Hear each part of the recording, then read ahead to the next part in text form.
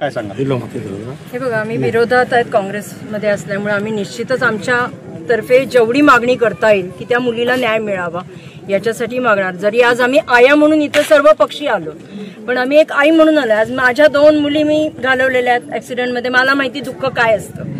तेव्हा त्या माईला काय वाटत असेल की 9 महिने पोटात, त्याच्यानंतर शिकवलं, डॉक्टर केलं आणि त्याच्यानंतर तिचा हा असा अंत होतोय. मी तर सरळ म्हणेन की ही सामूहिकरित्या हत्या केली गेलेली, ही आत्महत्या नाही. माझा सरळ कसा 48 तासात आपले सीएम जाऊन क्लीन चिट देतात? काय गौड बंगाल आहे अहो? तिकडं काही त्याची म्हणजे कोणते पुरावे, काय झाले, काय गोष्टी काही नाही. तुम्ही डायरेक्ट स्टेजवरनं डिक्लेअर करता की निंबाळकर हे नाहीयेत, म्हणजे दोषी नाहीयेत. हो, यू कॅन से दॅट.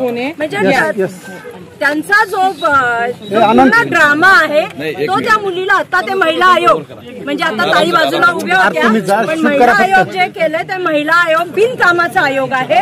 तो पुरुष आयोग दिला पाहिजे. मला कळत नाही की अजितदादा आणि तटकरे साहेब का त्यांना ठेवले त्याच्यावर. आजपर्यंत कोणत्याही महिलेला न्याय मिळाला नाहीये आणि त्रासच झाला. त्याच्यानंतर तुम्ही तिचं कॅरेक्टर असॅसिनेशन करता. लाज वाटली पाहिजे ना त्या बाईला की तू काय करते का? तुला मुली नाहीत म्हणजे काय दुसऱ्यांना नाहीये? त्या बाईला खरंच अक्कल नाही. तिला ताबडतोब महिला आयोगावरनं काढून टाकावं. आणि आजच्या तारखेला जसा तुम्ही रुपालीताईंना प्रश्न केला की खरंच दादा पालकमंत्री असल्यावर दादांनी निश्चितच सर्वप्रथम दादांचं कर्तव्य होतं की फोन केला पाहिजे होतं, कुणाला तरी पाठवायला पाहिजे होतं. आमचे सपकाळ साहेब काल आले होते, त्यांनी राहुलजींचा फोन लावून दिला. राहुलजी पण बोलले, राहुलजींनी सगळ्यात आधी ट्विट पण केलंय. म्हणजे तुम्ही जर एवढे जागरूक नसाल जनतेसाठी तर म्हणजे तुम्ही फक्त मालमेवा खायला सरकारामध्ये बसलात का? म्हणजे लाडकी बहीण 1500 रुपये थोबाडावर फेकायचे आणि त्याच्यानंतर आमची सुरक्षा धाब्यावर. आज आमच्या मुलीबाळी बाहेर जातात, शिकायला जातात, आयटीला जातात, एखाद्या उबेर ओलामध्ये बसतात. मग त्या कोणत्या नराधमाच्या तावडी सापडतील याची गॅरंटी नाही आजच्या तारखेला. राज्याचे मुख्यमंत्रीच या गोष्टी. मग तेच तर मी म्हणते की जर तुम्ही स्टेजवर हजारो लोकांच्या समोर क्लीन चिट देताय विदाऊट एनी इन्व्हेस्टिगेशन होत नाहीये आणि त्याच्यानंतर तुम्ही त्यांना सरळ क्लीन चिट देताय, म्हणजे हे गौड बंगाल काय आहे?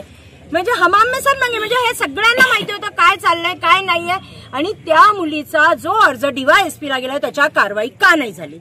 आणि तुम्ही चौकशी कोण बसवताय? जे चोर आहेत, ज्यांनी तिला त्रास दिला ते चौकशीला. म्हणजे ते बिहारमध्ये होतं ना, पोलीस सकाळी दरोडे टाकतात चोर म्हणून आणि दुसऱ्या दिवशी तेच पोलीस इन्व्हेस्टिगेशनला येतात. तसा हा प्रकार आहे. हमी कर्म करेंगे आणि हमी उसका पंचनामा करेंगे. हे बरोबर नाहीये. म्हणजे फडणवीस सरकारांनी डोळे उघडावे.